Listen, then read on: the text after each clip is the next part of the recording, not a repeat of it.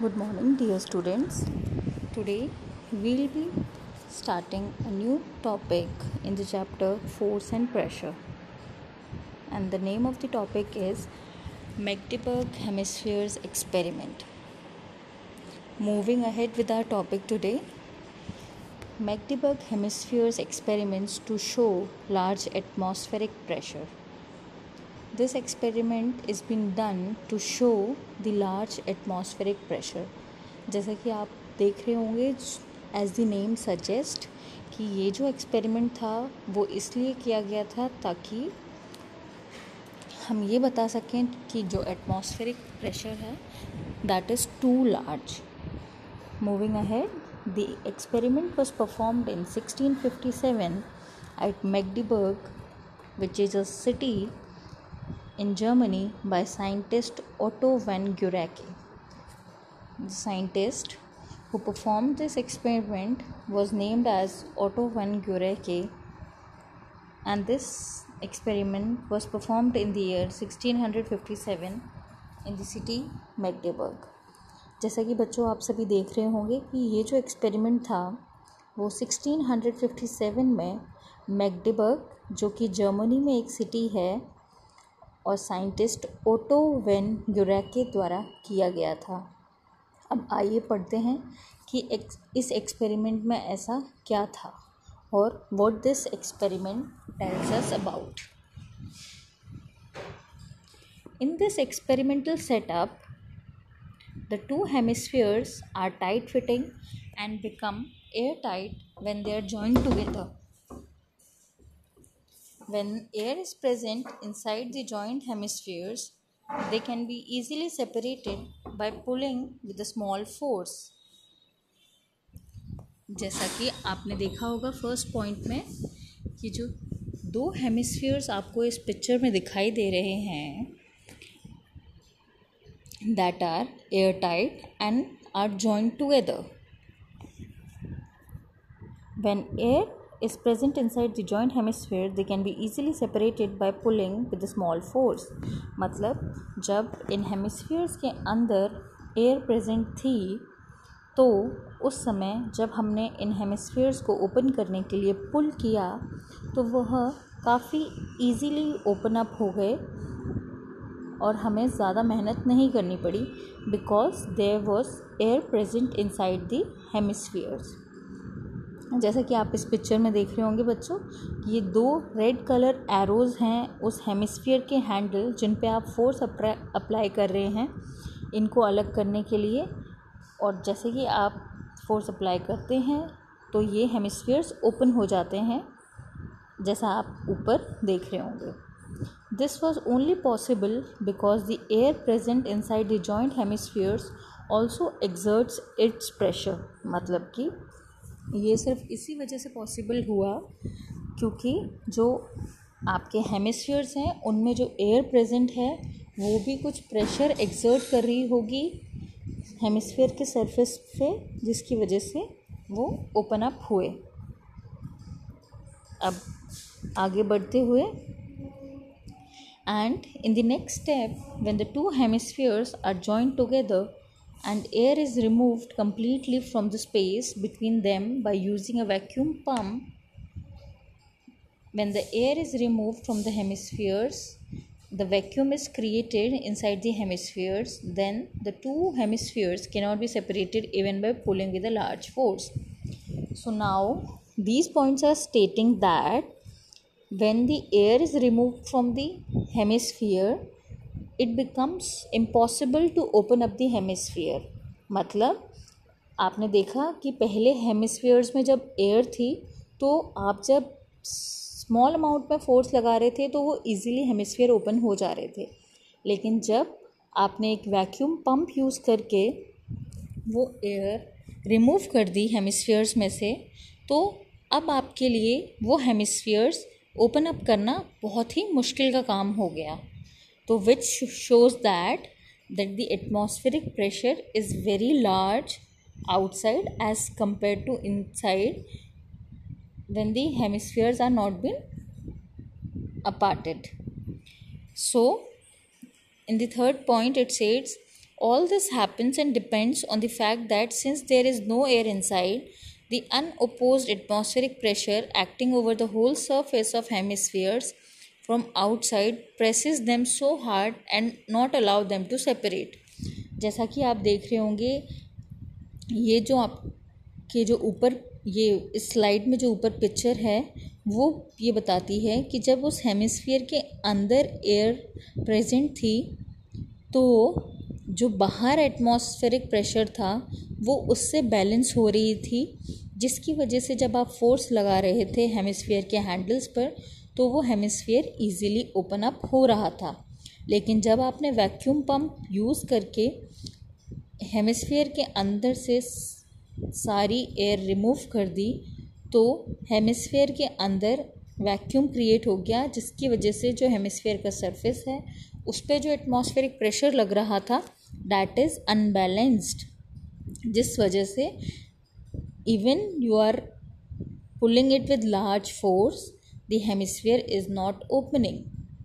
मतलब जब उसके अंदर एयर नहीं थी और आप उस पर फोर्स लगा रहे थे लेकिन फिर भी वो ओपन नहीं हो रहा था, क्योंकि जो इनवर्ड फोर्स है वो आउटवर्ड फोर्स या आउटवर्ड एटमॉस्फेरिक प्रेशर से मैच नहीं हो रहा था, अनबैलेंस था। Okay, moving ahead now, this experiment with hemispheres and horses was conducted by German scientist called Otto von Guericke. ये एक्सपेरिमेंट फिर से साइंटिस्ट ओटो वॉन गुरेकी ने हॉर्सेस और हेमिस्फीयर्स के साथ किया, जिसमें साइंटिस्ट ने ये किया कि उन्होंने ये हेमिस्फीयर हॉर्सेस की रस्सियों में टाई कर दिया, जिसके कारण इवन जो हॉर्सेस थे वो लार्ज अमाउंट ऑफ फोर्स लगा रहे थे हेमिस्फीयर ओपन करने के लिए, लेकिन हेमिस्फीयर ओपन नहीं हो पा रहा था क्योंकि the hemisphere was vacuumed inside, मतलब there was vacuum been created inside, in which the effect of atmospheric pressure on the evacuated hemispheres was so great the team of horses cannot separate them.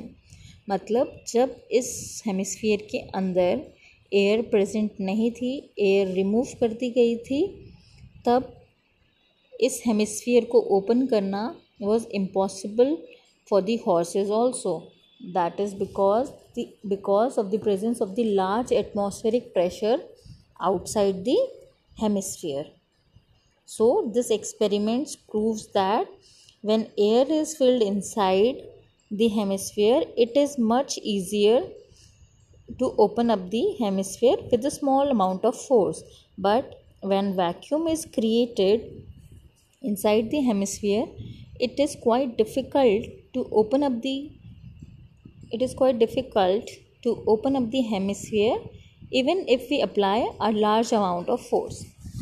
So students, जैसा कि आप सब ने देखा, हमारे लिए जब इस हेमिस्फीयर में एयर प्रेजेंट थी तो हमारे लिए काफ़ी आसान था इस हेमिस्फीयर को ओपन अप करना, सिर्फ और सिर्फ एक छोटे से अमाउंट में फोर्स अप्लाई करके।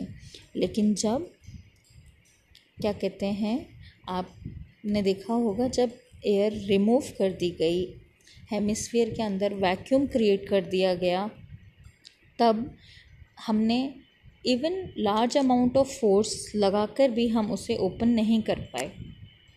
So this experiment clearly states that the atmospheric pressure outside the hemisphere was too large as compared to the pressure exerted inside the hemisphere.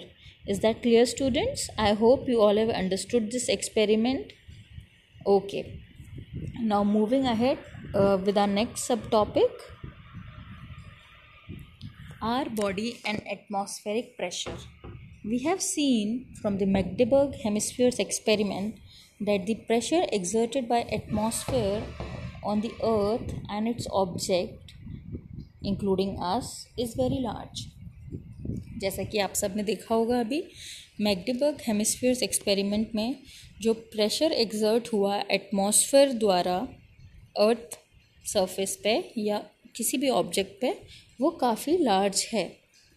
So, an important question now arises in our mind that if the pressure due to atmosphere is so great, then why we are not crushed by it?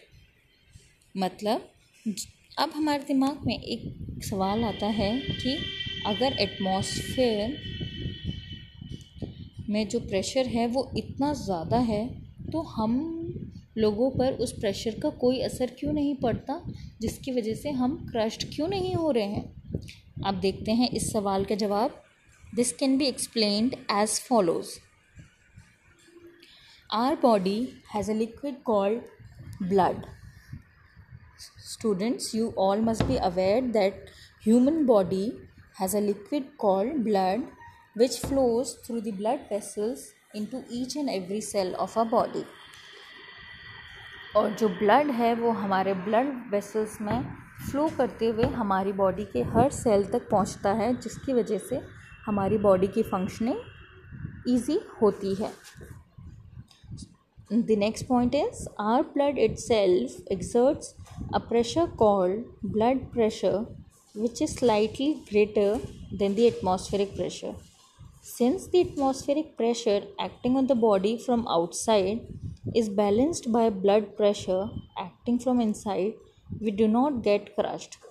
So the answer for your question is very simple कि जो हमारा blood है उसमें भी एक pressure exert होता है, that is known as atmospheric pressure. Sorry students, that was blood pressure which is slightly greater than the atmospheric pressure.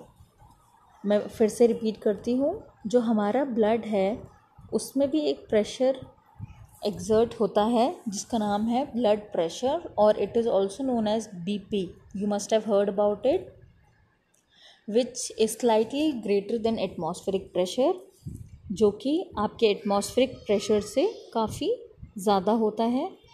Since the atmospheric pressure acting on our body from outside is balanced by the blood pressure acting inside. मतलब जो हमारी body के बाहर atmospheric pressure है वो और जो हमारी बॉडी के अंदर ब्लड प्रेशर है वो एक दूसरे को बैलेंस करता है, इस वजह से हम क्रश नहीं होते हैं. Actually, the atmospheric pressure is so fine balanced by our body that we do not feel any discomfort.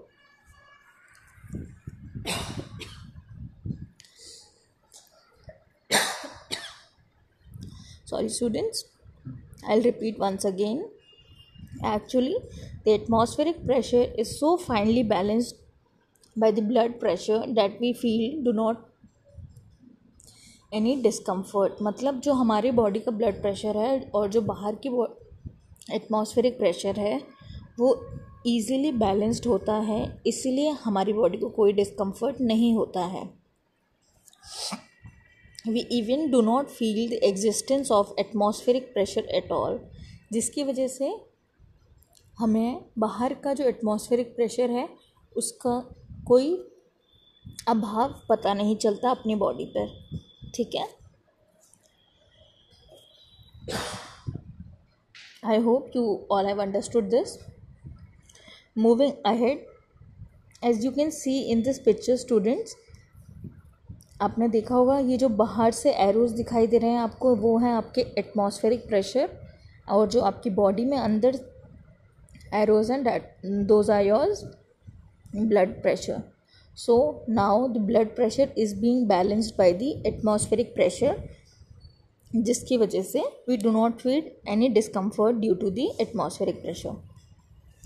So the next subtopic would be now talking about the effects of low atmospheric pressure on our body. अब आपने देखा था जब हमारा blood pressure ज़्यादा था तब हम पर बाहर के एटमॉस्फेरिक प्रेशर का कोई असर नहीं होता था. अब देखते हैं कि जब बाहर का एटमॉस्फेरिक प्रेशर होगा तो उसका हमारी बॉडी पर क्या असर होगा। The atmospheric pressure is maximum on the surface of the earth. जैसा कि आप सभी जानते होंगे कि जो एटमॉस्फेरिक प्रेशर होता है वो सबसे ज़्यादा अर्थ की सरफेस पे होता है। That is the atmospheric pressure is maximum on the surface of the earth. When we go to high altitudes like high mountain, then the atmospheric pressure decreases. जब हम लोग हाई ऑल्टीट्यूड रीजन्स में जाते हैं जैसे माउंटेन्स, हिमालयस, तब जो atmospheric pressure होता है वो घटता जाता है। मतलब जैसे जैसे हाइट बढ़ती जाती है वैसे वैसे एटमॉस्फेरिक प्रेशर घटता जाता है। So, at high altitudes, the atmospheric pressure becomes much less than our blood pressure. जैसे कि जब आप हाई ऑल्टीट्यूड रीजन में जाते हैं तो जो एटमॉस्फेरिक प्रेशर होता है वो हमारी बॉडी के ब्लड प्रेशर से काफ़ी कम हो जाता है। समझ में आया आपको कि जो हमारी बॉडी का जो ब्लड प्रेशर होता है वो उस वक्त एटमॉस्फेरिक प्रेशर से ज़्यादा होता है हाई ऑल्टीट्यूड रीजन्स में, जैसे कि माउंटेन्स वगैरह। तो ये लाइन वही कह रही है कि so at high altitudes the atmospheric pressure becomes much less than our blood pressure since our blood is at higher pressure than outside pressure.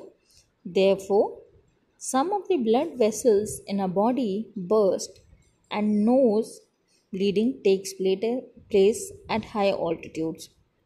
मतलब कि जब हमारा ब्लड इतने हाई प्रेशर पे होता है बाहर के प्रेशर से कि जिसकी वजह से जो हमारे ब्लड वेसल्स होते हैं हमारी बॉडी में वो बर्स्ट हो जाती हैं। मीन्स एटमॉस्फेरिक प्रेशर बहुत कम है बाहर और हमारा ब्लड प्रेशर बहुत ज़्यादा है जिसकी वजह से वो अनबैलेंस्ड है। तो उसके कॉन्सिक्वेंसेस ये होते हैं कि जो हमारी ब्लड वेसल्स होते हैं वो बर्स्ट हो जाते हैं जिसकी वजह से नोज़ ब्लीडिंग होने लगती है। आपने देखा होगा काफ़ी बार ऐसा होते हुए। Thus nose bleeding occurs only in those persons who trek to high mountains where the atmospheric pressure is much less than our blood pressure. Students, as you all must be aware that जो nose bleeding होती है वो mostly उन लोगों में होती है जो mountain trekking and hilly areas में क्लाइंबिंग एंड ऑल के लिए जाते हैं जहाँ पे atmospheric pressure is much less then a blood pressure. इसको समझने के लिए आप ये भी ऐसे भी समझ सकते हैं कि जैसे कि आप किसी पहाड़ी इलाके में जाते हैं, माउंटेन्स में जाते हैं, तो आपको थोड़ी सांस लेने में दिक्कत होती होगी। तो उसका कारण ये है कि वहाँ का जो एटमॉस्फेरिक प्रेशर है वो धीरे धीरे घटता जाता है जिसकी वजह से आपका ब्रीदिंग रेट भी कम होता जाता है, इसलिए ऐसा होता है। So students, I hope you must have understood this topic well and if you have any doubt you can reach me at any time and please do study this topic from your text book once again and go through the video. I hope you all must have understood this topic well. Okay, thank you students. Thank you so much for today.